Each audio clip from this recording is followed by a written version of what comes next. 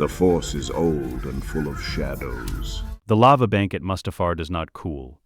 It breathes, a slow geological exhale of sulfur and ash that coats the back of Obi-Wan's throat with every gasping breath. Smoke rolls off the molten rivers in sheets, thick enough to swallow the sky, and the heat presses down on him from every direction at once, indistinguishable from the weight of what he has just done. Anakin lies 10 meters away on the obsidian shelf, and he is still burning. The fire has found the last of his Jedi robes, the black fabric curling away from blistered skin and thin gray ribbons. His remaining arm, the mechanical one, built after Geonosis, the limb Obi-Wan left him when the duel ended, claws weakly at the rock, servos seizing and grinding, the plating already glowing faint orange where the heat has begun to eat through it. He is screaming. He has been screaming for what feels like an hour, and is actually less than a minute. Obi-Wan has taken 3 steps toward the skiff. His hand is on the railing. The metal is hot enough to hurt, and he does not let go. And he does not move, and somewhere behind his sternum, something is tearing slowly in half. He can feel the shape of the decision sitting in front of him, simple and absolute in the way that only the worst decisions ever are. Walk away. Let the fire finish what the duel could not. It would be merciful in its way, quicker than anything Anakin could survive, quicker than the long unraveling that would follow if he lived. It would also be, Obi-Wan understands with a clarity that makes him sick, the single most cowardly act of his entire life, dressed up as principle. Leave him, says the part of his mind that still sounds like Qui-Gon, like the code, like every lesson about attachment he has spent a lifetime trying to internalize, and never quite managed. He is gone. What burns there is not your friend. You have already said your goodbye. But his body will not obey, his lungs are full of ash, and his hand will not release the railing and the part of him that is not a Jedi at all, the part that held a 9-year-old boy's trembling shoulders on a transport out of slavery. The part that watched him grow reckless and brilliant and broken across a decade, that part is screaming louder than Anakin is. He thinks absurdly of small moments that have no business surfacing now. Anakin asleep against a transport bulkhead, exhausted past words. Anakin's rare, startled laugh, the one time in years Obi-Wan managed to actually surprise him with a joke. None of it fits with the thing burning on the rock. All of it insists on mattering anyway. Obi-Wan turns back. It is not a triumphant motion. There is no swelling music in his chest, no sense of righteous purpose. It feels like losing a war he has been fighting against himself since the moment the duel ended, and some core piece of him hates that he is losing it. Hates that 12 years of discipline have just dissolved into a single unbearable fact. He cannot leave him to burn. Not even him, not even after everything. The temple, the younglings, the betrayal that has hollowed him out from the inside in ways he hasn't begun to catalog. The grief is already there, waiting underneath the decision, vast and patient, but it will have to wait its turn. I can't, he says, to no one, to the smoke, to the dead and the dying. His voice comes out cracked, almost a whisper, swallowed instantly by the wind off the lava flats. Not even you, he runs. The heat hits him first.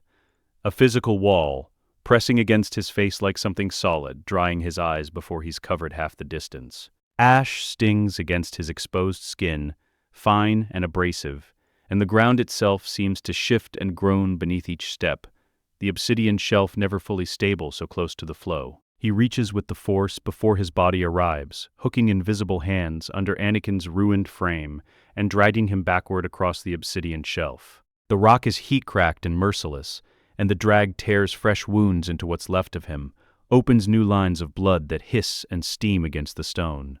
It is not gentle. There is no way to make it gentle. Obi-Wan keeps pulling, his own boots slipping twice on loose scree, his shoulder wrenching hard enough to draw a grunt of pain he doesn't have time to register fully. He throws himself down beside the body. Beside Anakin, he forces himself to think, Anakin, not it, not the thing that tried to kill him an hour ago, and rips his own scorched cloak free, beating it against the flames, still licking at what remains of the burned robes. The smell is the worst part, worse than the screaming, charred fabric and something underneath it that used to be a person, and Obi-Wan's stomach revolts even as his hands keep moving, slapping the fire down, smothering it inch by inch. Smoke fills his lungs with every breath, and he coughs without slowing, eyes streaming, the cloak in his hands growing hot enough that he can feel it through the fabric of his gloves. His palms blister against the heat. He doesn't stop to look at them. "Hold still," he says, and his voice breaks on the second word. "Hold still, Anakin." Anakin's eyes open, both of them, reddened and streaming from smoke, swollen at the lids, but seeing, and what looks back at Obi-Wan is not relief. It is pure incandescent hatred, distilled down to something almost holy in its purity. "Get away from me." The words come out mangled, half-formed around a throat raw from screaming, but the venom in them is unmistakable. "Don't touch me. Don't you dare touch me. I'm trying to save your life. I don't want it." Anakin's remaining hand finds Obi-Wan's wrist, fingers like a vice despite everything, despite the ruin of the rest of him. "You did this. You did this to me." The words dissolve into something wordless, an animal sound of rage and grief tangled past, separating. Obi-Wan feels it before he sees it, the air thickening, pressure building behind his sternum like a held breath about to break. Anakin is reaching for the Force, fumbling for it with the desperate, uncoordinated violence of a drowning man grabbing for anything solid. A choke. He's trying to choke him. It doesn't take. There's no leverage left in him, no center of gravity to draw the power from. Just a flicker, a stutter, fingers twitching uselessly in the air, an inch from Obi-Wan's throat before the effort collapses in on itself. Anakin makes a sound that isn't quite a sob and isn't quite a scream, the sound of a man discovering exactly how much of himself is gone. "I hate you," he says, and it comes out broken instead of furious now, cracking down the middle. "I hate you. I know." Obi-Wan's own voice is barely holding together. "I know you do." He doesn't want to do what comes next. There is no version of this that doesn't feel like one more betrayal stacked on the others. But Anakin is still thrashing, still tearing at his own ruined body trying to reach him, and the fire isn't fully out, and there isn't time for another option. Obi-Wan draws back his fist and strikes him once, hard, at the temple. Anakin goes still. The silence that follows is its own kind of violence. Obi-Wan kneels there a moment with his blistered hands hovering over a body he can't quite believe is still breathing, and something in his chest folds over entirely, a grief too large to have a shape yet. The wind off the lava flats keeps moving, indifferent, dragging smoke across the obsidian in long gray sheets, and for a single suspended second, Obi-Wan simply stares down at what's left of the boy he raised, unable to make his hands move, unable to make himself believe any of this is actually happening. Then he moves. He has to move. He gathers what's left of Anakin, broken, foul-smelling, terrifyingly light where the limbs are simply absent, into his arms, and he carries him. It is not a short distance. Every step across the obsidian sends a fresh wave of heat up through Obi-Wan's boots, and his arms scream from the dead weight, and his blistered palms shriek against the fabric they're gripping. But he does not set Anakin down, not once. His legs burn long before he's covered half the distance. His breath comes in ragged, tearing gasps, and twice he stumbles on the uneven rock and barely catches himself, twisting his body at the last instant to take the fall on his own shoulder, rather than let Anakin's ruined frame strike the ground again. The skiff comes into view through a haze of ash and his own exhaustion, and he half collapses onto the deck, dragging Anakin's body the last meter by sheer force of will. The engines cough, then catch. Obi-Wan's hands, burned, shaking, fumble across the console, the hyperspace calculations forming somewhere underneath conscious thought, born of muscle memory and desperation rather than careful math. The skiff lifts. Mustafar's poisoned orange sky falls away beneath them, and somewhere in the chaos of liftoff, Obi-Wan looks down at Anakin's ruined, unconscious face and feels, for the first time since the duel ended, something that isn't quite hope but sits adjacent to it. He doesn't let himself examine it. There isn't time. There may never be time again. Palpatine's shuttle settles onto the obsidian shelf. 40 minutes later, repulsors kicking up a fine spray of ash that drifts back down like gray snow. He steps out alone. The shelf is empty. For a long moment, he simply stands there, his expression unreadable beneath the shadow of his hood, processing a scene that does not match the one he has spent the last several hours envisioning. The broken body waiting for him. The rescue. The rebuilding of his life's great unfinished work. Instead, there are scorch marks, a wide black stain of blood, gone tacky in the heat, smeared in long drag lines toward the empty space where a skiff should have been moored. The faint, fading shimmer of a hyperspace, wake already dissolving against the volcanic horizon. Disbelief comes first. He crouches at the edge of the blood, fingers hovering an inch above the stain, as though proximity alone might resolve the impossibility of it. Then understanding settles in, and with it, something colder. Kenobi, he says, very quietly, and the name in his mouth is almost reverent in its hatred. The fury, when it comes, is not loud at first. It builds in controlled increments, a tightening of his jaw, a whitening of his knuckles, for exactly as long as it takes him to fully comprehend what has been taken from him. Then it breaks entirely. Lightning erupts from his fingertips in a single devastating arc, slamming into the volcanic rock beside him, splitting stone, melting a discarded chunk of durasteel debris into slag. He screams something wordless into the ash-choked sky, and the planet itself seems to hold still around the violence of it. When it passes, he is breathing hard, and his face has settled into something far more dangerous than rage. "You think you've saved him," he says, "to the empty shelf, to the smoke, to the galaxy that has just dared to take something from Darth Sidious. You've only delayed the inevitable." He straightens his robes. His voice, when he speaks again, has gone flat and final. "I will find what's mine." He stands there a moment longer, eyes fixed on the dissolving hyperspace wake, committing the trajectory to memory though he already knows it will tell him nothing useful. Kenobi is too careful for that, too disciplined even in the wreckage of everything he has just upended. Then he turns, robes snapping in the superheated wind, and walks back toward his shuttle without looking back.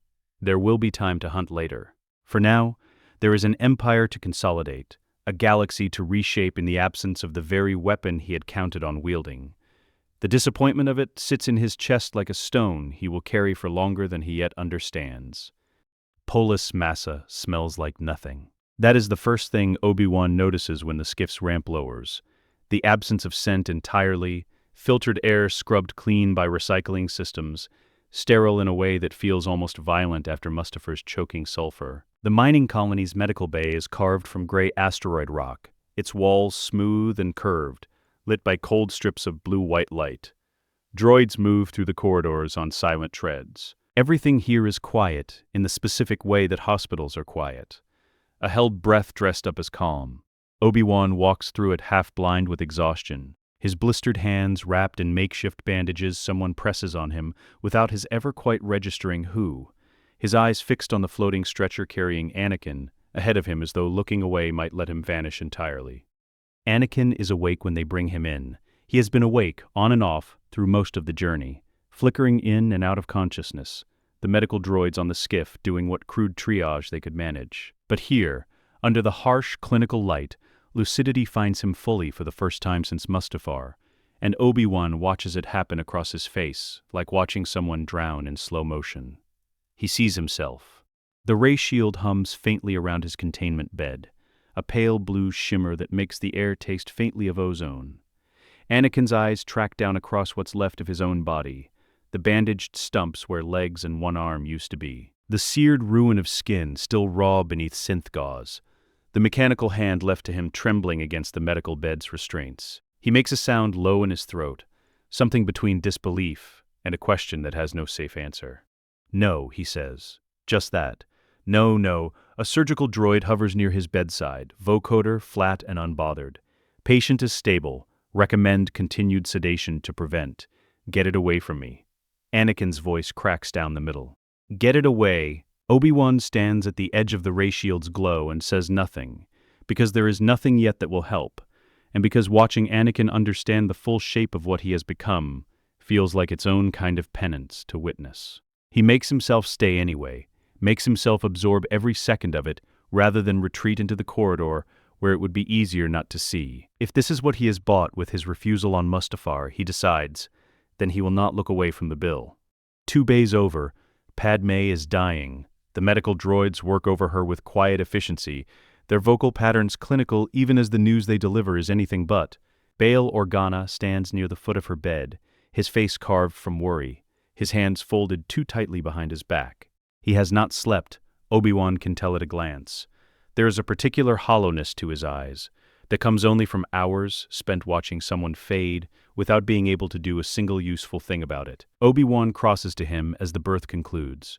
Two small, furious cries cutting through the antiseptic hush, twin proof of life arriving in the same breath that life is leaving. A girl and a boy, the droid reports. Vitals strong. And Padmé? Obi-Wan asks, though he can already see the answer in the gray cast settling over her face. We are losing her. Medically, she is completely healthy. We do not understand why she is. She's lost the will to live, Obi-Wan finishes, quietly. He has known this woman for over a decade. He recognizes the particular shape of a grief too large to survive. He looks toward the bay where Anakin lies behind the shield, and an idea forms that he immediately wishes he hadn't thought of, because he already knows he is going to act on it. Bring her bed closer, he says, within sight of him. The droid's optical sensor flickers, the closest thing it has to hesitation. That is not advisable. The patient's psychological state is, do it. Bail catches his arm. Obi-Wan, if she sees him like this, if he sees her, he deserves to know the truth. Obi-Wan's voice is low, steady, and underneath it runs something close to desperation. Whatever he's become, whatever's left of him, he deserves to see her face one last time, and she deserves to give him that, if she still wants to. He swallows. I won't take that choice from either of them, not after everything I've already taken. Bail releases his arm slowly. He doesn't agree. Obi-Wan can see that in the tightness around his eyes, but he doesn't fight it further either. He has spent the last several hours watching a galaxy collapse in real time, Obi-Wan thinks, and perhaps he has simply run out of arguments left to make against any single piece of it. The droids wheel Padmé's bed across the bay, repulsors humming low against the stone floor, until it stops a meter from the shimmering edge of the ray shield. Anakin goes utterly still. Padmé. Her name comes out of him broken, reverent, a prayer offered too late. He strains against the restraints, the mechanism creaking, his mechanical hand reaching toward the shield as though proximity alone might let him through it. Padmé turns her head. Her eyes find him, the burns, the absence where limbs should be, the wreckage of the man she loved staring back at her through a wall of blue light. And something in her face does not break the way Obi-Wan expects. It softens instead. Anakin. Her voice is faint, thinned by exhaustion, but it carries. There you are. I'm sorry. The words tear out of him raw, unrehearsed. Padmé, I'm so sorry, I never meant... I know. She reaches a trembling hand toward the shield, stopping just shy of its surface, mirroring his. I know what happened to you. I know what he made you believe. I killed them, the younglings. His voice collapses entirely, the confession arriving in fragments. I don't deserve to look at you. Anakin. Something steadies in her voice even as her body fails her, a final reserve of conviction rising to meet the moment. There is good in you. I know there is. The words land on him like a physical blow. His face contorts, grief and disbelief warring across features still raw from the fire, and he makes a sound that isn't language anymore. Still, she says, softer now, her eyes beginning to lose their focus. There is good in you, still. Padmé, her hand drops. Her eyes find some middle distance beyond the ceiling, beyond the asteroid rock, beyond all of it, and the monitors beside her bed shift their tone, a long single note replacing the rhythmic chime that came before. For a moment, nothing happens. The bay holds its breath. Then, Anakin screams. It isn't a sound that belongs to a man anymore. It rises out of him in a wave, raw and wordless, and the air around the shield begins to shudder, visible the way heat shimmers above sand, except this is grief made into something the eye can track. The restraints holding him groan against their housing. The ray shield's hum climbs in pitch, straining. Obi-Wan, Bail's voice sharp with warning. The shield cracks. A single fracture line spiderwebs across its shimmering surface, and then the whole containment field buckles, sparks lashing outward in a violent arc. The surgical droid nearest the bed is flung backward into the rock wall, its chassis denting on impact. Obi-Wan throws himself toward Bail, catching him as the shockwave rolls outward, both of them driven back several meters by a force that has no shape and every shape at once. Every year of buried rage and love and ruin, Anakin has carried suddenly given a single, devastating release. And then, as quickly as it came, it collapses. The lights flicker once, dim, Then stabilized, the shield's broken remnant fizzles out entirely, leaving Anakin's bed exposed to open air for the first time since they arrived. He is no longer screaming. He is no longer moving at all, his head fallen forward, his mechanical hand gone slack against the restraints. Consciousness finally surrendering to the weight of everything it could not hold. Obi-Wan picks himself up off the floor. His ears are ringing faintly from the shockwave, and his blistered palms throb where he caught himself against the stone. He crosses the wrecked bay slowly, past sparking equipment, and a droid still twitching uselessly against the wall, until he stands once more at the edge of what used to be a containment field, looking down at the broken thing that used to be his brother. Anakin's face, even unconscious, is wet with tears that have cut clean tracks through the ash and dried blood still clinging to his skin. Obi-Wan doesn't move for a long time. He simply stands there, in the wreckage of the bay, looking at a 16-year vigil he doesn't yet know he's about to begin. And something in his own expression has already started to harden into the particular shape of a man who has decided quietly and irrevocably that he is never going to leave. 3 days after Polis Massa, what remains of the Council, 3 of them now, all the galaxy has left, convenes in a cramped observation chamber overlooking the asteroid field, and Obi-Wan stands at its center, feeling less like a Jedi Master than a man on trial. Yoda sits across from him, small and ancient in his hover chair, his ears drawn low. Bail Organa stands near the viewport, arms folded, his face carved with the particular exhaustion of a man who has watched too much die in too short a span of time. Between them, on a cold medical cot brought in for the purpose, Anakin lies sedated, his ruined body wrapped in fresh bandages, his chest rising and falling in the shallow rhythm of someone the galaxy has already half buried. Danger he is. Yoda's voice carries no malice, only a tired finality. Poisoned by the dark side, deeply. Killed younglings, he did. Killed Jedi. Brought the Republic to its end. He was not himself. Obi-Wan's voice is rough, scraped raw by 3 sleepless days. Palpatine corrupted him for years before any of us saw it. That is not the same as choosing it. Choice, intention, consequence. Separate them cannot always be. Yoda's eyes, when they find Obi-Wan's, are not unkind, only certain. Mourn him I do, as you do. But what he has become, a vessel still for the dark side to reach through, a danger to every living thing he touches, waking or not. Bail speaks quietly from the viewport. Yoda's right to be afraid, Obi-Wan. If the Empire finds him, they won't. If he turns again, he won't. Obi-Wan hears the desperation in his own voice and does not try to hide it. I am not asking you to trust him. I am asking you to trust that I will not let that happen. I will watch him every day for the rest of my life if I have to. Yoda is silent for a long moment, his small hands folded atop his cane. The hum of the chamber's life support fills the silence, steady and indifferent, while outside the viewport the asteroid field drifts in its slow, eternal rotation, unconcerned with anything happening within. Mercy, this is, or madness. Difficult sometimes to tell them apart. Then let me be mad. Obi-Wan's hand moves almost without his permission to the hilt at his belt. I have already lost everything else this war was meant to protect. I will not lose him too, not while there's breath left in him to save. The threat in the gesture isn't subtle, and the room goes very still. Bail's eyes widen slightly. Yoda doesn't flinch, doesn't reach for his own weapon, only watches Obi-Wan with an expression that looks almost like grief. Strike down an old friend, would you, Obi-Wan? To save another? The question lands like a blade between the ribs. Obi-Wan's hand falls away from his hilt, shame flooding in behind the desperation. No, he says, quieter now. No, forgive me. Yoda is silent for a long moment, his gaze drifting to the cot, to the wreckage of a boy he trained from childhood. The lines of his ancient face seem to deepen as he studies him, as though searching for some last trace of the bright, troubled child who once stood before the council, frightened and full of a power none of them quite knew how to hold. When he speaks again, his voice is changed, softer, stranger, touched by something that isn't quite resignation.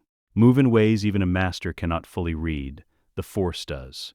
He taps his cane once against the floor, brought him back from the fire. You did, against all reason, against the code itself. Perhaps meant to happen this was. Perhaps not for you to question, but to carry. Then you'll let me take him. Take him you may.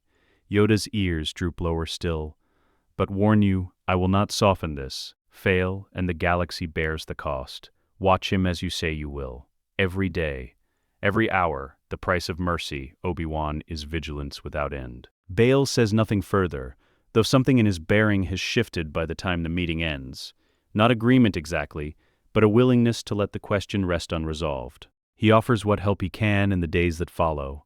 False transit papers routed through Aldarianian channels, a transport that will draw no attention, contacts who know how to make two people disappear. Be careful, old friend, Bail says, gripping his forearm once before he goes. Whatever this becomes. I intend to be, Obi-Wan says, for as long as it takes. The journey to Tatooine compresses into days that blur together. A transport secured under false papers, a long, silent hyperspace crossing, the slow process of disappearing two people from a galaxy that has stopped looking for either of them. Obi-Wan spends most of the crossing seated beside Anakin's medical berth, watching the slow rise and fall of his chest. He sleeps in fragments, jolting awake at the smallest change in the berth's monitor tone, certain each time that this will be the moment everything finally stops. It isn't. Anakin holds on, stubborn, even unconscious, and somewhere in the long dark of hyperspace, Obi-Wan allows himself to wonder, just once, whether that stubbornness might eventually be turned towards something other than survival alone. By the time the Junland wastes rise up beneath their descending ship, twin suns bleeding orange light across endless dunes, Obi-Wan has already begun rehearsing the shape of the life he is about to disappear into. He has spent the long hours of the crossing sketching it out in his mind, with the same discipline he once brought to battle plans. Where to settle? How far from the Lars homestead is close enough to watch without being seen? What story he will tell anyone curious enough to ask about the bearded stranger newly arrived in the wastes. He settles, eventually, on the truth dressed in plainer clothes. A hermit, a man who keeps to himself. Nothing more interesting than that. The galaxy, he has found, rarely looks twice at a story it has already decided is boring. The cavern he finds lies a half-day's walk from the Lars homestead, close enough to watch over Luke from a distance, far enough that Owen will never have reason to suspect what's buried in the rock nearby. It was carved by ancient lava flow centuries before, long since cooled and hollow, its low ceiling sweating condensation in the brief desert nights. A single shaft of light bleeds through a fissure near the entrance. The air smells of stone dust, and the faint ozone hum of a moisture vaporator Obi-Wan rigs from salvaged parts to keep someone, alive in the dark. He builds restraints into the rock itself. He hates every hour of it. Each bolt he sets feels like a small betrayal, a confirmation in cold durasteel of everything he is afraid Anakin has become. He works through the nights in the cavern's single lamp, hands steady even as something in his chest recoils from the task, and tells himself, over and over, that the restraints exist to protect Anakin from himself as much as to protect anyone he might otherwise hurt. He isn't certain he believes it. He builds them anyway, because the alternative, leaving Anakin free to wander, to be found, to be retaken by whatever remains of the dark side's hold on him, is a risk Obi-Wan cannot accept, not after everything it has already cost. The years that follow do not pass so much as accumulate, each one a fresh layer of sediment over the last. There are nights when Anakin's screaming carries up through the fissure and out across the dunes, and Obi-Wan sits outside the cell door with his back against cold stone, listening, doing nothing because there is nothing to do. You left me to rot, Anakin snarls once, voice cracked from disuse. You should have let me burn. Another night, I can still feel them, the younglings. I can hear them, another, quieter, worse. Just kill me, please. I'm begging you. There are nights when no words come at all, only sound, wordless.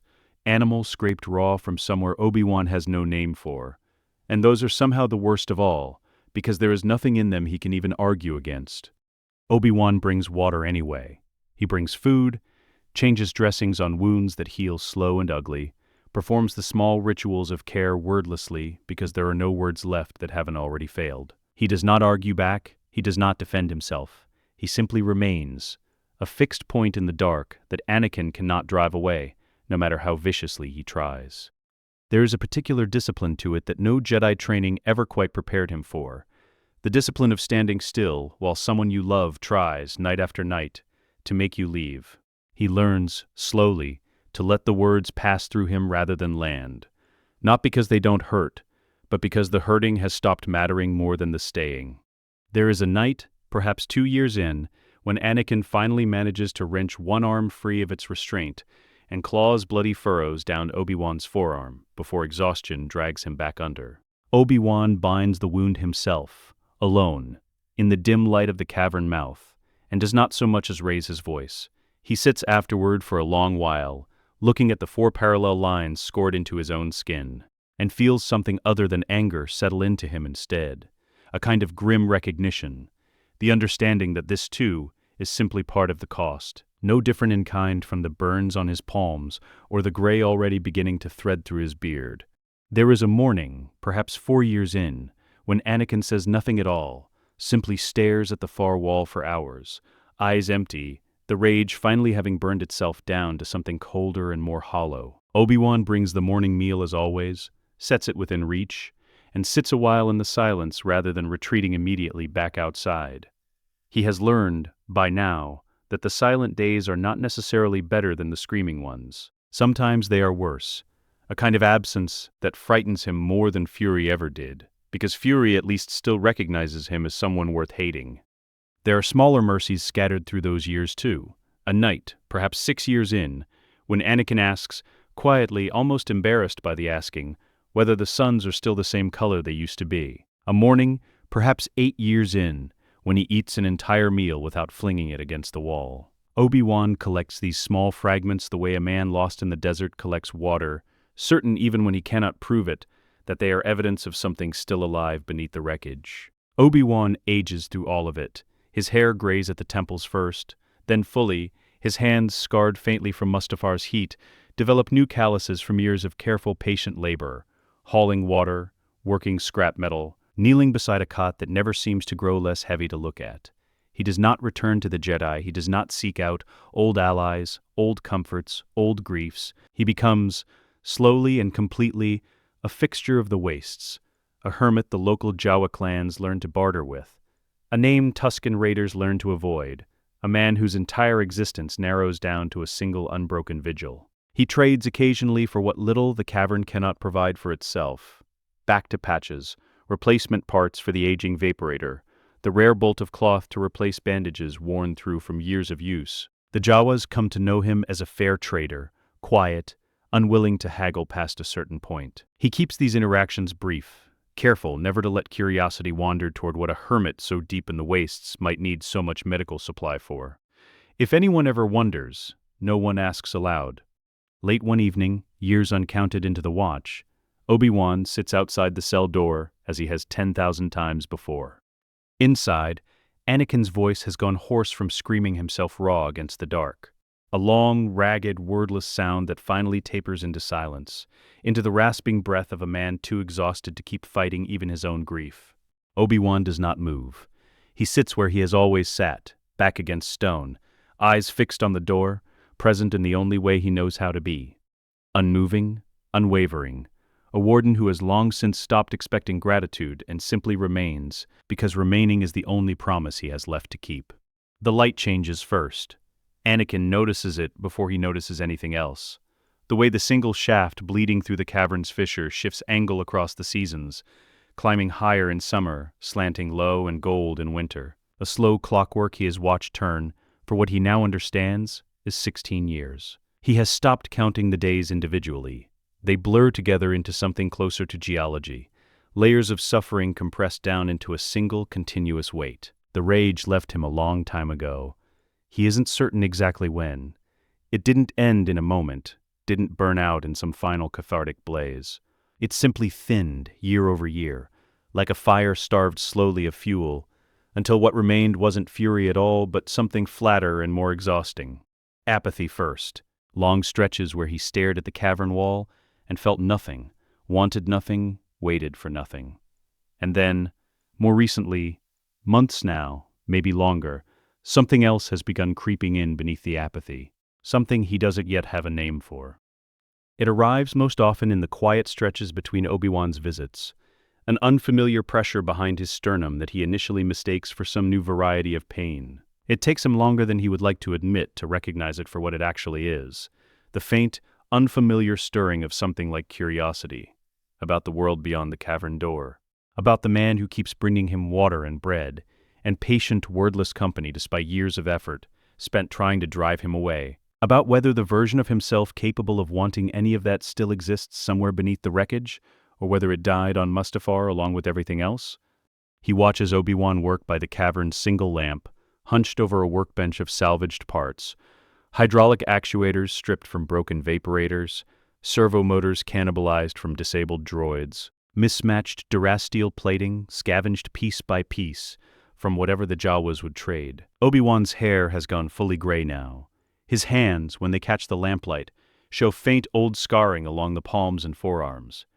Burn scars, Anakin realizes distantly, that have never properly faded. There are newer marks, too, thin pale lines along one forearm that Anakin recognizes, with a fresh wave of something close to shame, as his own work, inflicted years ago in a fit of rage he barely remembers now except as a vague, ugly shape. The old mechanical arm from Geonosis lies in pieces at the edge of the bench, fused beyond saving, the plating warped where Mustafar's heat ate through it that first day. It has sat there, unusable, for 16 years, a small monument neither of them ever found the right moment to clear away. Anakin finds himself studying it now in a way he never used to, not with grief exactly, but with something closer to recognition, a relic of a man who no longer entirely exists, kept around not out of sentiment, but because neither of them has yet found the courage to decide what its absence might mean. "This will be crude," Obi-Wan says, not looking up from his work. "I want you to know that before we start, it won't be anything close to what the Empire would have given you. It won't be anything close to what you had before, either." Anakin says nothing. He has said very little in months. The fitting takes most of an afternoon. The new arm attaches at the shoulder with a grinding mechanism that catches and stutters, servos whining in protest at every adjustment. Obi-Wan works with the slow, careful precision of a man who has clearly spent considerable time studying schematics he was never trained to read, consulting hand-drawn notes scrawled across scraps of flimsy, recalibrating wiring that sparks faintly more than once before finally settling into place. When Obi-Wan finally steps back, Anakin lifts the limb on his own for the first time, and it moves wrong, too slow, too mechanical, fingers curling with a faint metallic shriek that makes his teeth ache. He tries to grip a cup of water sitting on the workbench. The fingers close too hard. The cup shatters. Something in him wants to scream, wants to lash out at the wreckage of his own hand, at the crude and ugly thing that's replaced what he'd carried for most of his life before Mustafar took even that from him. But the urge passes through him strangely, without heat, and what's left underneath it is quieter. "Try again," Obi-Wan says. He does. The second attempt is no better. The third, slightly less bad. By the fifth, he manages to lift the cup without crushing it, water sloshing over scarred mechanical knuckles, and something that isn't quite pride moves through his chest. Small, unfamiliar, almost frightening in how foreign it feels. The realization arrives 3 nights later, unbidden, while he lies awake in the dark listening to the vaporator's tired hum. Palpatine never came. The thought sits there a long moment before its full weight lands. 16 years. 16 years he spent certain, in his rage, in his grief, in the long apathetic years after, that somewhere out there the Empire was hunting for him, that Sidious would eventually claw his way to this hidden cavern, and either reclaim him or finish what Mustafar started. He built an entire interior mythology around it, the eventual reckoning, the eventual rescue or execution, some final confrontation that would at least give shape to his suffering.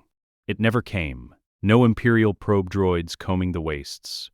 No black-robed Inquisitors descending on Tatooine. No word, no search, no sign that the most powerful being in the galaxy ever spent a single resource looking for the apprentice he lost on Mustafar. Only Obi-Wan. Only ever Obi-Wan, feeding him, bandaging him, sitting outside a locked door through 16 years of curses and pleading and silence, never once walking away. The understanding settles into him, slow and total, the way water finds every crack in stone. The only being who never gave up on me is the one I tried to kill. He doesn't decide to cry. It simply happens, his mechanical hand rising clumsily to his face, fingers cold and unfeeling against skin that is, the strange grinding servos catching wetness they were never built to register. The sound that comes out of him is awful and unfamiliar, scraped raw from a throat that hasn't made this particular noise in longer than he can remember. He presses the heel of his palm against his eyes, hard, as though he could push the feeling back down where it's lived buried for 16 years, and the mechanism whines faintly with the pressure, useless against tears it was never designed to wipe away. He hears Obi-Wan's footsteps outside the door, hears them stop. Anakin? He doesn't answer at first. Can't. The breakdown has him fully now, his whole body shaking with something that isn't grief alone, but grief tangled up with shame, with disbelief, with the slow, horrifying comprehension of exactly how much has been given to him by a man he spent years trying to kill from inside a locked room. The word breaks apart before he can finish it. He tries again. I'm sorry. The door opens. Obi-Wan steps inside, and for a long moment he simply stands there, taking in the sight of Anakin folded over himself, mechanical hand still pressed uselessly to his face. I tried to kill you, Anakin says, the words coming in fragments now, halting, none of them eloquent. I tried, so many times, and you just...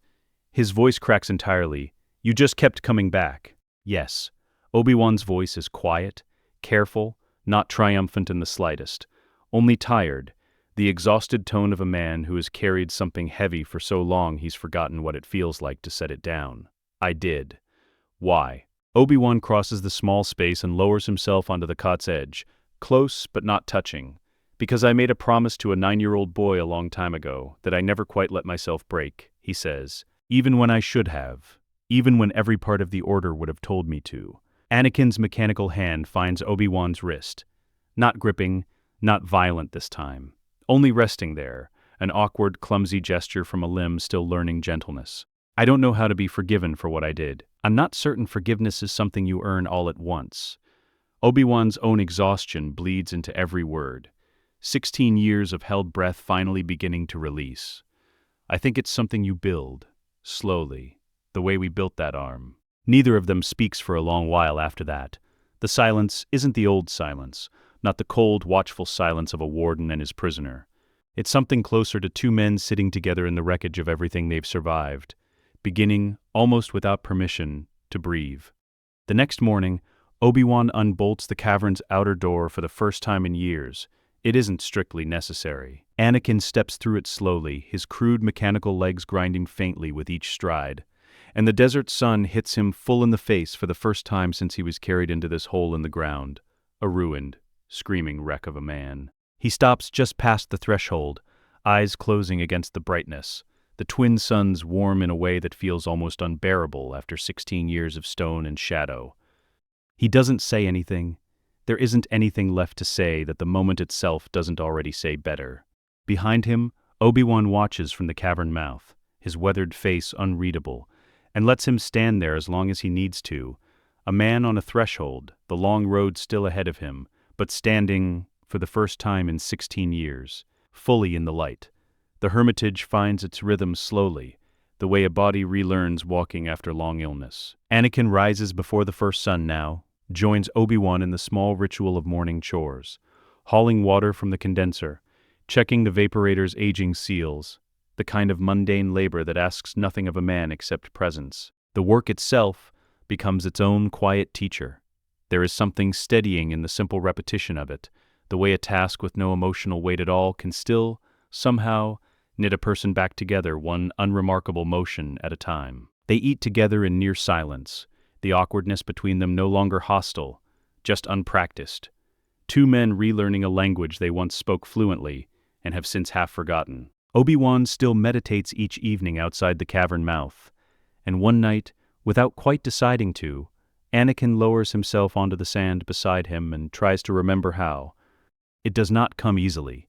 His first attempts are clumsy, restless, his mind sliding constantly toward old griefs he has spent 16 years trying not to look at directly. Obi-Wan says nothing about his fidgeting, offers no correction, simply continues his own quiet stillness beside him. Over weeks, the fidgeting eases. Over months, there are stretches, brief, fragile, easily broken, where Anakin manages something that might actually be called peace. It is on one of these evenings, the twin suns bleeding orange across the dunes, that Anakin retrieves the crystal. He has kept it wrapped in cloth at the bottom of a storage chest for 16 years, untouched, unable to look at it and unable to throw it away. When he unwraps it now, it sits dull and lightless in his mechanical palm, a deep, clouded red, the color of something screaming.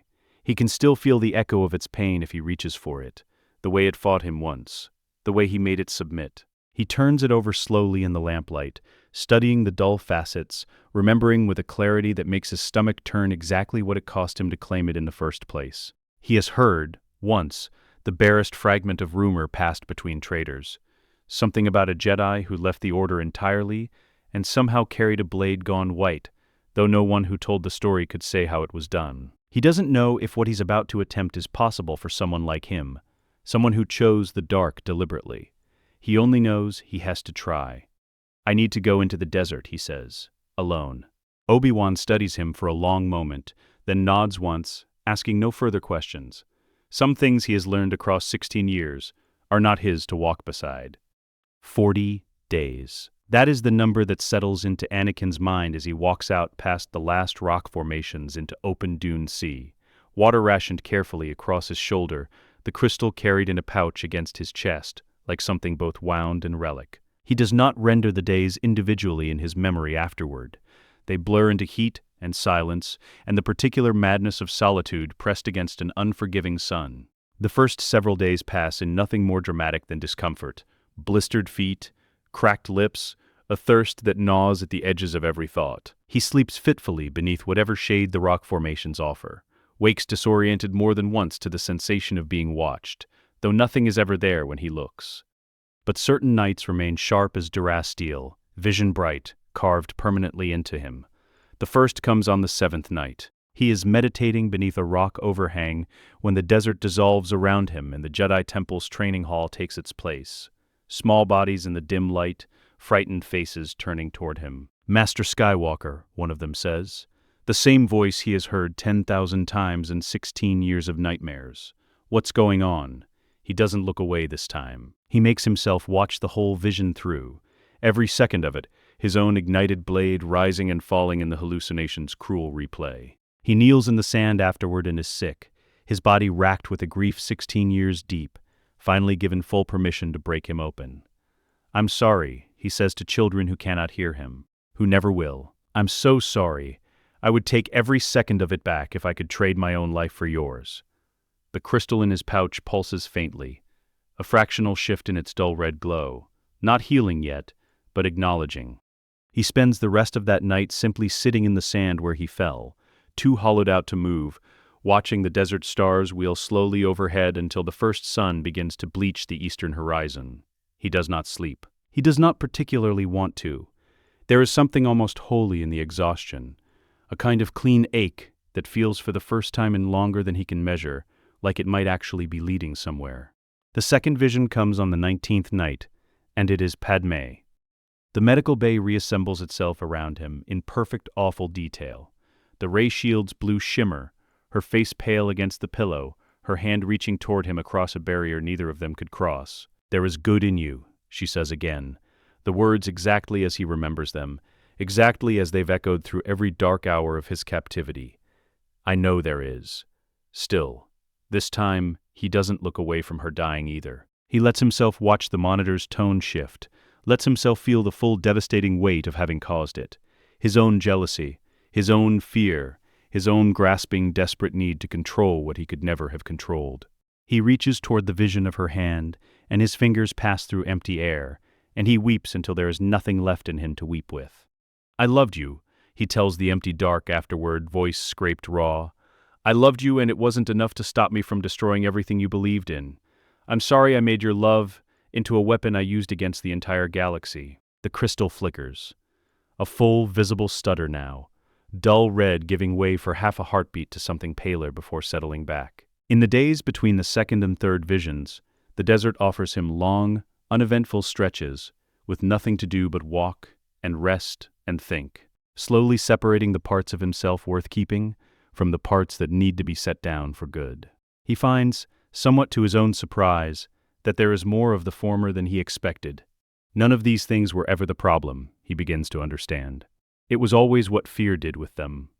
The third vision arrives on the 28th night, and it is Obi-Wan, Mustafar reassembles around him whole.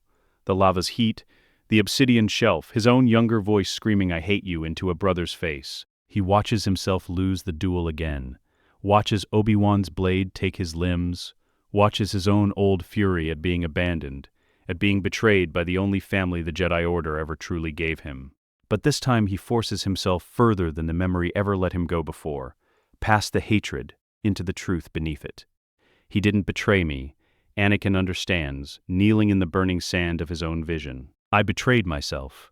He only ever tried to save me even then, even at the very end when I gave him every reason to leave me to die. I forgive you, he says, not to the vision, but past it, toward the man waiting back at the cavern, 16 years of silent vigil finally answered. And I forgive myself for hating you for trying to love me. The crystal pulses white, just once, just for an instant, then dims again, not finished yet, but close. The fourth vision, on the 39th night, is himself. Vader stands across from him in the dark, tall, black-armored, a vision of everything Anakin could have permanently become had Obi-Wan walked away on Mustafar. The specter says nothing. It only watches, mechanical breath rasping in the desert silence, a mirror of every choice not taken. I'm not you, Anakin tells it, and for the first time in the whole 40 days, his voice carries no doubt at all. I could have been. I almost was. But I'm choosing every day from now on not to be. The vision dissolves into sand. Dawn breaks on the 40th day, and Anakin sits alone at the center of the dune sea, with the crystal cradled in both palms. One flesh, one cold mechanical metal, holding it together as though it requires the balance of both. He closes his eyes. He thinks of younglings he will carry the rest of his life and never stop grieving. He thinks of Padmé's hand reaching for him through blue light.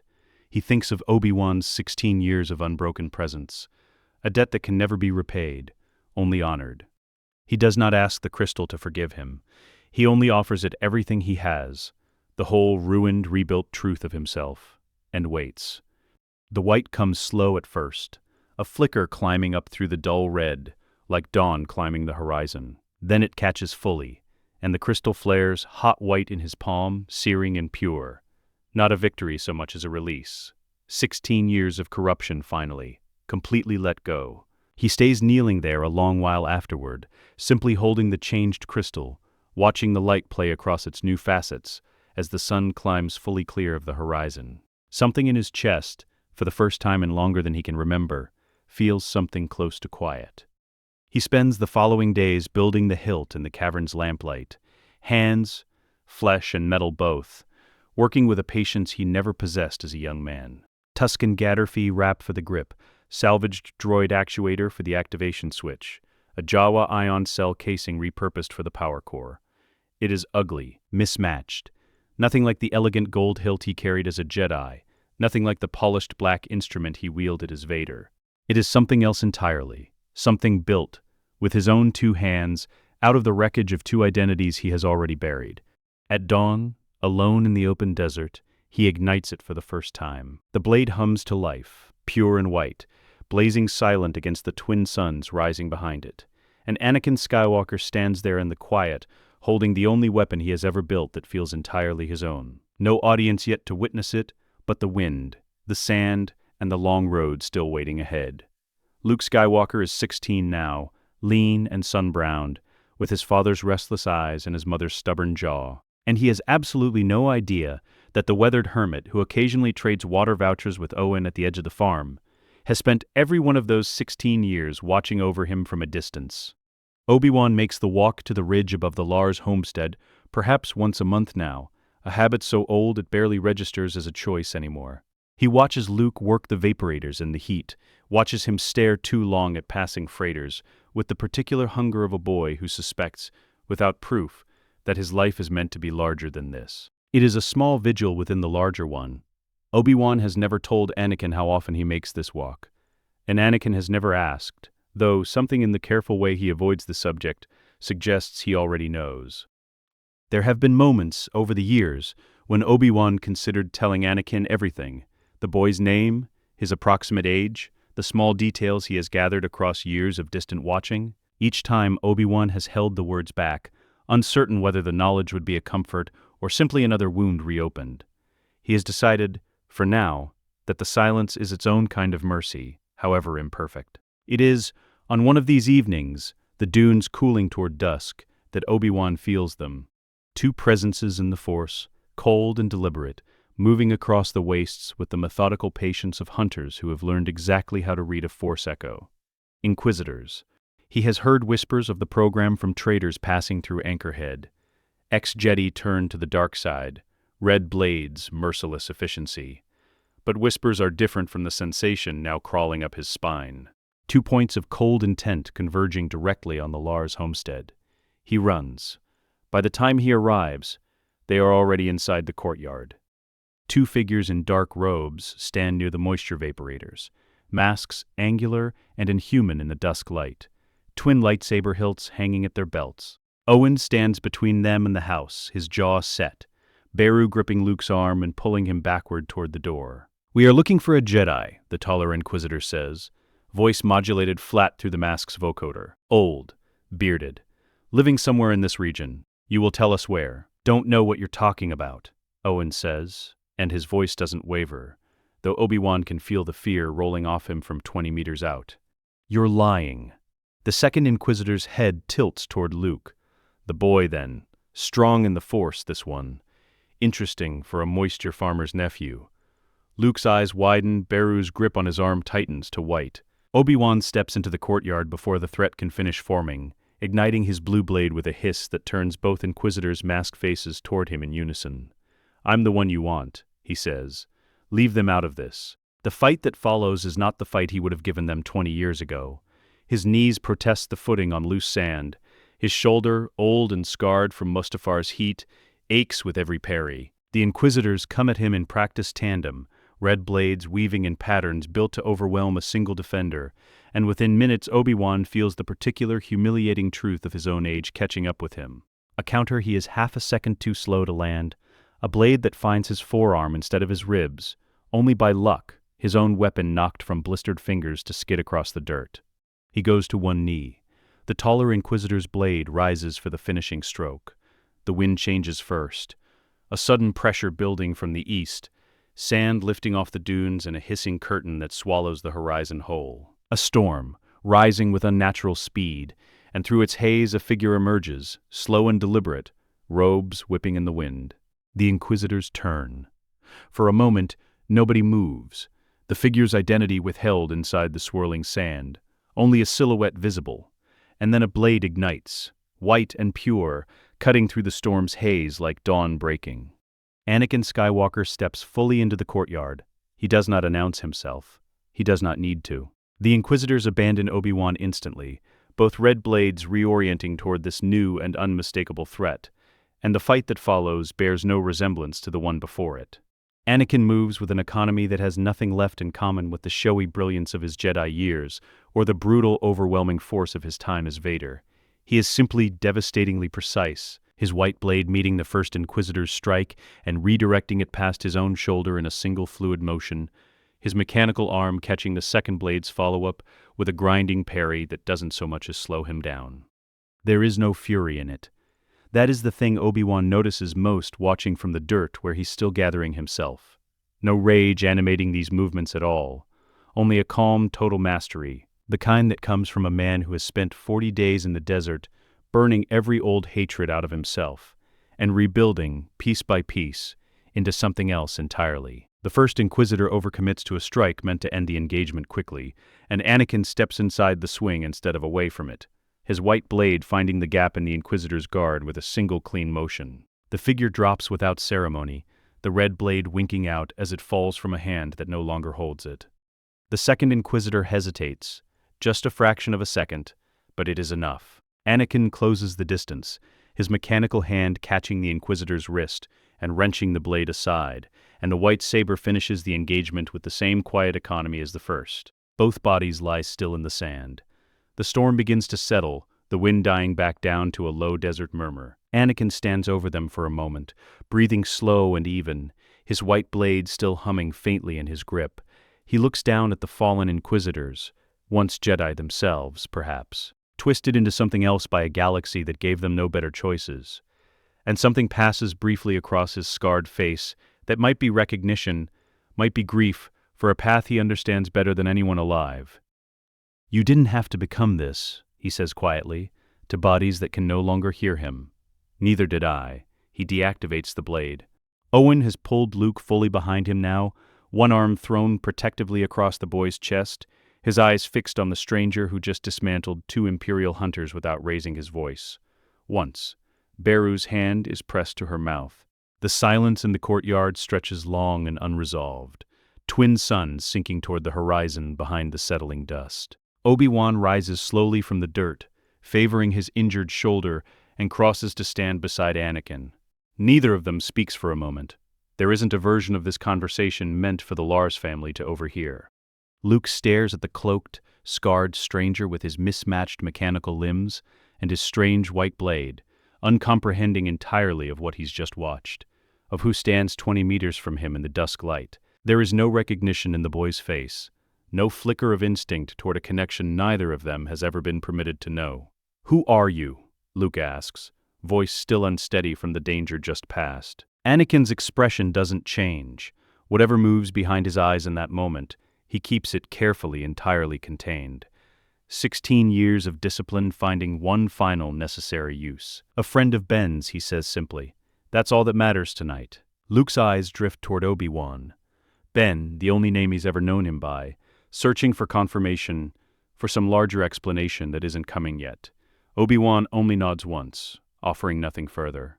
Anakin turns away first, his gaze sweeping once more across the boy he cannot yet claim, taking in every detail of a face that carries pieces of both parents he's never been allowed to mention. Something unreadable settles over his features. Not quite grief, not quite pride, something suspended carefully between the two. And then he turns fully toward the dunes, beginning the long walk back toward the wastes, leaving Luke standing in the courtyard, still staring after the stranger who saved his life and asked for nothing in return. The hermitage feels smaller in the days after the Inquisitor's fall. Obi-Wan sits across from Anakin at the worn stone table, the lamp between them casting long shadows up the cavern walls, and for a long while neither of them says what they both already know needs saying. The aftermath of the fight has settled over the cavern like a fresh layer of dust, impossible to ignore, equally impossible to discuss without acknowledging everything it implies about the careful, fragile peace they have spent years building. "They'll report back," Anakin says finally, "if they had any way to. They won't have." Obi-Wan's voice carries the flat certainty of a man who has already run the calculation a dozen times since the storm settled. Which means the silence itself will be the report. The Empire will know 2 Inquisitors went to Tatooine and never returned. And they'll come looking for what beat them. Yes. Anakin's mechanical fingers tap once against the stone table, an old habit resurfacing, the closest thing he has left to nervous energy. "Luke." "Luke," Obi-Wan agrees, quietly. "If they trace this back to the homestead, if they so much as suspect a connection, then staying here is the most dangerous thing either of us can do." Anakin finishes it for him, because it doesn't need elaboration between them anymore. 16 years of silence have taught them how to speak in fragments and still understand each other completely. We have to draw their attention away from him. Give the Empire somewhere else to point. That likely means we don't come back. I know. Anakin's gaze drifts toward the cavern entrance, toward the dunes beyond, toward a homestead he can see from the ridge, but has never once been permitted to call his own. "I made my peace with dying a long time ago, Obi-Wan. On Mustafar, in that desert, more times than I can count since. This isn't a sacrifice I'm afraid to make. It's the first one in years that's felt like it might actually mean something." Obi-Wan studies him for a long moment, the gray threading through what's left of his own beard reflected faintly in the lamp's glow. 2 old men who have spent the prime of their lives buried in this hole in the ground for the sake of a boy who will likely never know either of their names. "Then we go," he says. "Tonight, if you're ready. There's one thing I need to do first." Luke is alone at the edge of the homestead when Anakin finds him, leaning against a moisture vaporator's housing as the second sun dips toward the dunes, the light gone the color of old copper. "You're him," Luke says, before Anakin has fully closed the distance between them, the one from before. He gestures vaguely toward the white blade at Anakin's belt. "I am. Ben won't tell me anything about you. There's frustration in it, the particular ache of a boy who has spent his whole life sensing that everyone around him is keeping something locked away from him. He just says you're a friend. That's all anyone ever tells me about anything. Anakin lowers himself to sit on an overturned crate near the vaporator, his mechanical joints grinding faintly in the cooling air. Sometimes the people who care about you most are also the ones who have the hardest time telling you the truth, he says. Not because they don't trust you, because the truth is heavy and they're trying to spare you from carrying it before you're ready. Luke frowns, not quite satisfied, but listening. Are you leaving? Ben said you might be leaving. Soon. Anakin watches the twin suns a moment, the light catching against his scarred face. There's something I want to tell you before I do. Not the whole truth, not yet, but something true. Okay, I made terrible mistakes once, the kind that cost lives, the kind I'll spend the rest of however long I have left trying to make right, and never quite managing it. He turns his mechanical hand over, studying the crude plating in the fading light. And there was someone, one person, who never gave up on me, even when I gave him every reason to, even when it would have been easier, safer, smarter to walk away and never look back. Luke is quiet, watching him with an intensity that makes something in Anakin's chest ache. That's the only reason I'm sitting here talking to you right now instead of being dead in the sand, Anakin continues. Because someone chose mercy when anger would have been so much simpler. That's a kind of strength most people never understand. It looks like weakness from the outside. It isn't. You're talking about Ben, among others. Anakin allows himself the smallest fraction of a smile. Listen to me, Luke. Whatever you become, whatever path opens up in front of you, and I suspect one will, one day, don't let anger choose for you. Not even when it feels justified. Not even when everything in you is screaming that it's owed to you. Anger feels like strength while you're standing inside it. It's only afterward, looking back at what it cost, that you understand how much it actually stole. That's a strange thing to tell someone you just met. Maybe. Anakin rises slowly from the crate, his mechanical knee grinding. Or maybe it's the only thing worth telling someone you wish you'd had the chance to know better. He doesn't explain further. He can't. Not yet. Not under the constraints of everything still unsaid. But he lets the words sit there between them. True on two levels. One Luke can hear tonight, and one he might only understand years from now, looking back. Owen finds them as the second sun finishes setting, his expression wary as it has been since the courtyard fight, though something in it has softened by a fraction since that night. You saved my family, he says to Anakin, the words coming stiff, unpracticed. I won't forget that, whatever you are, whatever you've done. Take care of him, Anakin says. That's all the thanks I'll ever need. Beru appears in the doorway behind Owen, arms crossed against the evening chill, watching the strange hermit and his companion with an expression that has shifted slowly from suspicion toward something like grudging gratitude. She says nothing. She doesn't need to.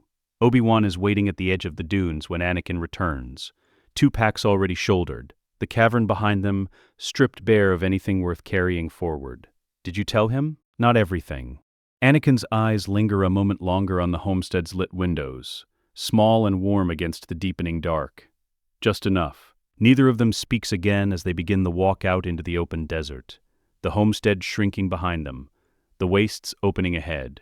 No fanfare, no parting glance back, only 2 brothers walking together into a galaxy that has no idea yet what's coming for it. The quiet of their departure says more than words could. 16 years of buried grief and slow, hard-won redemption distilled down into the simple, unsentimental act of 2 men walking forward, side by side, into whatever is left of their lives.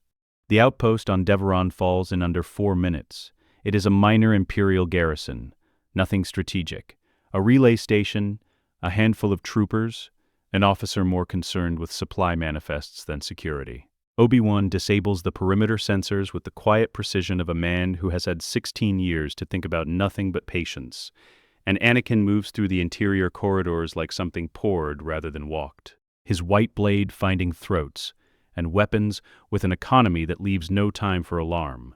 When it's done, they leave the relay equipment in ruin and a single mark scorched into the durasteel door. No signature, no manifesto, just a clean, Deliberate symbol that will mean nothing to the troopers who find it, and everything to the man who eventually hears the report. 3 minutes faster than Deveron last week, Anakin says, sheathing his blade as they slip back into the trees. You're getting reckless in your old age. I'm getting efficient. There's a difference. Obi-Wan's mouth twitches, something close to a smile ghosting beneath his beard. Your old Padawan instincts would have had you showing off by now. Flourishes. Unnecessary acrobatics. My old Padawan instincts got several Jedi killed at Geonosis. Anakin's voice carries no bitterness in it now, only the flat acknowledgement of a man long past flinching from his own history. I've had time to reconsider my technique. It has become, against every reasonable expectation, something almost like banter. Earned across months of field work, 2 men who once stood as master and student, now operating as something closer to equals, each instinctively covering the other's blind spots, finishing sentences and strikes alike without needing to discuss either beforehand. The convoy ambush on the Outer Rim trade route goes the same way 3 weeks later. A patrol base on Ord Mantell falls the week after that. Always the same signature. Always the mark. Word travels faster than either of them anticipated. In cantinas and supply depots across a dozen systems, troopers trade nervous rumors over drinks they probably shouldn't be having. A ghost, some say, a single Jedi who moves like smoke and leaves nothing behind but bodies and a symbol nobody can identify. Others insist there are 2 of them, an old one and a young one, though nobody can agree on details specific enough to be useful. The stories grow in the telling the way fear always does, until the truth and the myth have become indistinguishable from each other. Coruscant. Palpatine stands at the viewport of his private chamber, high in the Imperial Palace, the city's endless lights sprawling beneath him in their familiar, comforting geometry, and feels something he has not felt in longer than he cares to admit. Unease. He has read every report. The Deveron outpost, the Ord Mantell garrison, the trade convoy struck with surgical precision, no survivors left capable of offering useful description. His inquisitors have gone silent. 2 of them, dispatched to investigate a rumor of Force activity on a backwater desert world, never heard from again. He has dismissed coincidence after coincidence for months now, attributing each incident to scattered rebel cells, to lingering Jedi remnants too insignificant to warrant his direct attention. But the most recent report carries a detail that changes everything. A Force signature, recorded at the edge of an Imperial sensor sweep near the Ord Mantell strike, faint, fragmentary but unmistakable to a being who has spent decades attuned to its exact resonance. He has felt this signature before. He felt it burning on a black volcanic shelf 16 years ago, in the instant before it vanished from his reach entirely. His apprentice survived. The thought arrives with a stillness that frightens him more than rage would have. He has spent 16 years telling himself the truth, had simply slipped away from him, lost to some unknown rescue, some unaccounted variable, eventually presumed dead by attrition, if nothing else. He built his entire understanding of the galaxy's remaining threats around that presumption. And now the presumption has collapsed entirely, replaced by something far worse. Anakin Skywalker is alive, has been alive this entire time, and has turned, fully deliberately, away from him. This is not the disorganized resistance of scattered idealists clinging to a dead order. This is something else. This is personal. Find them, he says, to the aide standing at a respectful distance behind him, his voice carrying none of its usual theatrical warmth. Cross-reference every strike. I want pattern analysis, supply line predictions, anything that tells me where they intend to move next. Yes, my lord. Palpatine remains at the viewport long after the aide departs, his reflection ghosted faintly against the transparent steel superimposed over the glittering city below. For the first time in decades, he feels the particular, unfamiliar sensation of a man no longer entirely certain of his own control over events. And beneath that unease, slower to surface but far more dangerous, something colder begins to take its place. This is not random Jedi resistance.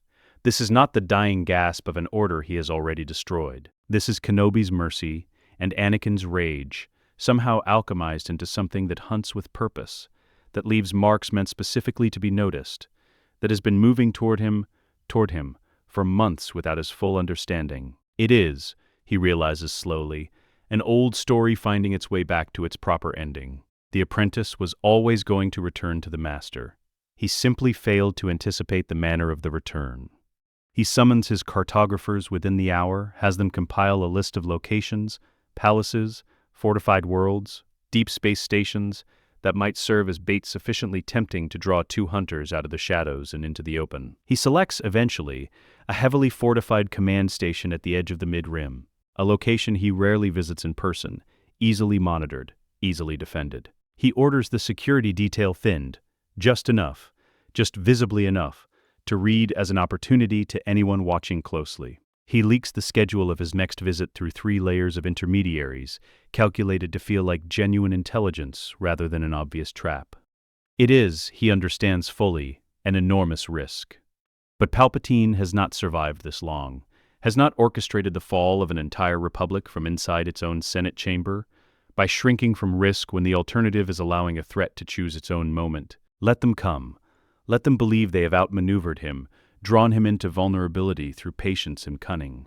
He has built an empire on convincing his enemies they held the advantage right up until the instant he proved otherwise. He settles into his chair, the city lights stretching endless beneath the viewport, and allows himself, for the first time since the reports began arriving, something close to satisfaction. "Come then," he says quietly, to the empty chamber, to the apprentice he lost, and the Jedi who stole him. "Come and see what 16 years has cost you."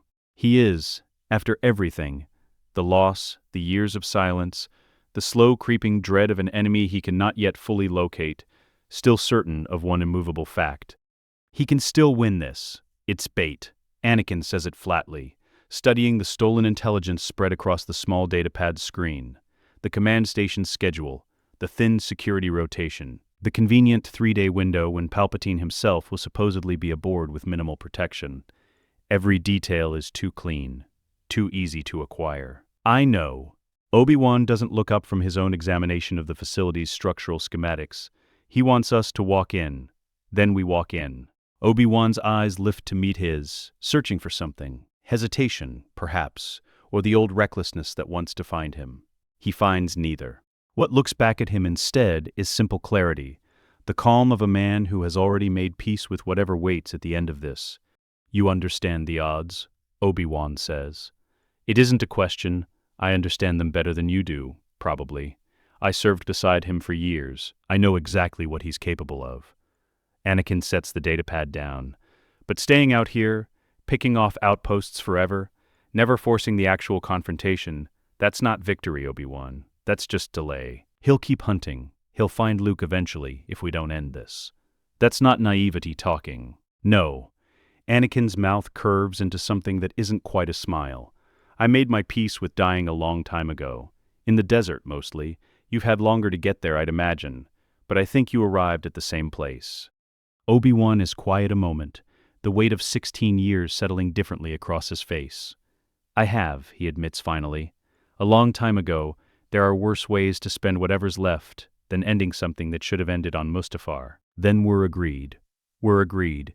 The infiltration itself is efficient, almost anticlimactic in its execution. A maintenance shuttle borrowed under false transponder codes. A service corridor left conveniently unguarded in exactly the way that confirms every suspicion about the trap's design. They move through the facility's lower decks in near silence. Obi-Wan's steps still carrying old caution, despite the years, Anakin's mechanical limbs grinding faintly with each stride, both of them entirely aware that every meter forward brings them closer to a confrontation neither expects to walk away from cleanly. The Royal Guard finds them 3 decks up. 8 of them, crimson robes and force pikes, moving with the disciplined unison of soldiers who have trained together exclusively, who fight as a single coordinated organism rather than 8 individuals. They emerge from a side corridor in perfect formation, pikes already crackling with energy, and the corridor erupts into motion before either side speaks a word. What follows is unlike anything Obi-Wan has fought in years, and unlike anything Anakin has fought since Mustafar's bank, this time on the same side rather than opposing it. They move as one unit almost immediately, an instinct that bypasses conscious coordination entirely. Anakin's white blade carves through a guard's pike on the left, while his mechanical arm catches a strike meant for Obi-Wan's exposed flank. Obi-Wan, in the same breath, pivots into the gap Anakin's movement creates and finishes the guard with a single economical thrust. Where one falters, the other is already there. Where one opens an angle, the other exploits it instantly, the blue blade and the white weaving together in a pattern that looks, to anyone watching, less like two separate fighters and more like a single consciousness operating through four arms.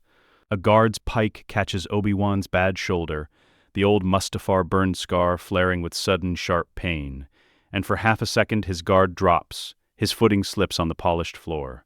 The killing strike comes fast, aimed true. Anakin is already there. His mechanical arm intercepts the blow a heartbeat before it lands, the force of it jarring up through crude servos that grind audibly with the strain, and his white blade finishes the guard in the same motion. No hesitation in the transition at all. "You're slowing down, old man," Anakin says, breathing hard, hauling Obi-Wan back to his feet. "I'm allowed to slow down. I've earned it." The last of the guards fall within another minute, the corridor littered with extinguished pikes and bodies, both men breathing hard in the aftermath. Blood, Obi-Wan's, from a shallow cut along his temple, beginning to track down the side of his face. "You're hurt." "It's nothing." Obi-Wan wipes the blood away with the back of his hand, though the motion carries a faint tremor he doesn't quite manage to hide. "We're close. Let's finish this." The throne room doors rise before them at the end of a long, dimly lit corridor, twin slabs of black durasteel parting in perfect silence to reveal a chamber bathed in red ambient light, vast and empty save for a single figure seated at its center. Palpatine does not rise as they enter. He remains seated, hands folded calmly atop his armrests, watching them cross the threshold with an expression that carries no fear whatsoever, only a thin, knowing amusement. The expression of a man who has been waiting for precisely this moment for 16 long years. "There you are," he says, his voice carrying easily across the empty chamber, warm in the particular way that has always made it more dangerous rather than less. "I confess, I had nearly given up hope of seeing you both in person. The reports simply didn't do you justice." Neither of them answers. Their blades remain unlit, but their stances have already shifted into readiness. Two men who have learned across this entire campaign to wait for the opening, rather than waste themselves rushing in. Palpatine's gaze drifts, deliberate and unhurried, across Anakin's mismatched mechanical limbs, the crude plating, the grinding joints, the visible scars of 16 years spent rebuilding from nothing. My, what an unflattering picture of survival. His attention shifts to Obi-Wan next, lingering on the gray threading fully through his beard, the blood still tracking down his temple, the faint tremor he's failed entirely to hide. "And you, old friend, the years have not been kind, it seems. 16 years of caregiving, was it? Wasted on a broken thing not even worth the effort." "Careful," Anakin says, his voice perfectly level, betraying none of the old volatility Palpatine is so clearly fishing for. "Careful?" Palpatine rises slowly from his seat, his thin smile widening by a fraction, a being who has spent decades reading exactly where to press a blade into an old wound. "I built you, Anakin. I know precisely how to break what's left of you. Shall I begin with the arm, the leg, or perhaps simply the truth, that everything you've rebuilt out here in the dark is still only scrap, dressed up to look like redemption?" He steps down from the dais, unhurried, utterly composed, and his voice drops into something colder, more final. "Let's see what's actually left of you both." The first exchange happens almost too fast to track. Palpatine moves before either of them finishes drawing breath, his lightsaber igniting crimson as he closes the distance in a single fluid burst, and for a moment the throne room fills with nothing but the shriek of three blades meeting in rapid, overlapping arcs. Anakin's white blade and Obi-Wan's blue weave together exactly as they did against the Royal Guard, finishing each other's angles, covering each other's gaps, and for several long seconds it holds. Even ground. Two masters against the man who trained one and corrupted the other, neither side able to find the opening they need. Then Palpatine adjusts. He stops attacking both of them equally and begins testing the seams instead. A feint toward Obi-Wan that forces Anakin to cover, then a sudden redirection that exploits the half-second gap their coordination creates. He is patient about it, almost surgical, probing their synergy the way a man probes a wall for its weakest brick. 16 years of rust, he says, parrying Obi-Wan's strike and driving him back a full step. Against 16 years of practice, did you truly believe devotion alone would close that gap? His attention shifts fully to Anakin, blade weaving into a combination meant less to wound than to provoke. And you. Look at yourself. Scrap metal and salvage, playing at redemption with a hilt built from garbage. His crimson blade catches the white one in a grinding lock, faces inches apart now. Does it still ache, Anakin? The arm Kenobi took from you? The legs? Or have you simply convinced yourself that pain is meaningless now, along with everything else you used to feel? The old fury answers first, a flare of heat behind Anakin's eyes, instinctive, 16 years of buried rage trying to surface in an instant. His grip tightens. The white blade trembles. Then, deliberately, he lets it go. He breathes once, slow, and feels the anger pass through him the way it did in the desert. Acknowledged, not denied, simply released rather than fed. It aches, he says evenly, pushing Palpatine's blade away with calm rather than violence. It's supposed to. That's how I know it's real, and not the kind of strength you taught me to mistake for it. Palpatine's smile falters just slightly, the first crack of genuine surprise crossing his features. He escalates. Lightning erupts from his fingertips in a sudden blinding cascade, forking outward to catch both of them simultaneously. Obi-Wan and Anakin scatter in opposite directions, the throne room's floor scorching black, where the bolts strike durastial pillars sparking and groaning under the assault. Palpatine advances through his own storm of energy, robes whipping, eyes blazing yellow gold, every trace of his earlier composure burned away into something purely, violently elemental. You think acceptance will save you? The word comes out twisted with contempt. This galaxy was never built for forgiveness, Skywalker. Only power. Only survival. He turns the full force of the lightning toward Anakin. A sustained, merciless arc meant to end the fight in a single overwhelming stroke. Obi-Wan moves first. It happens too fast for heroics. No slow-motion clarity, no dramatic cry, only the instant, instinctive choice of a man whose entire life has narrowed down to this single function.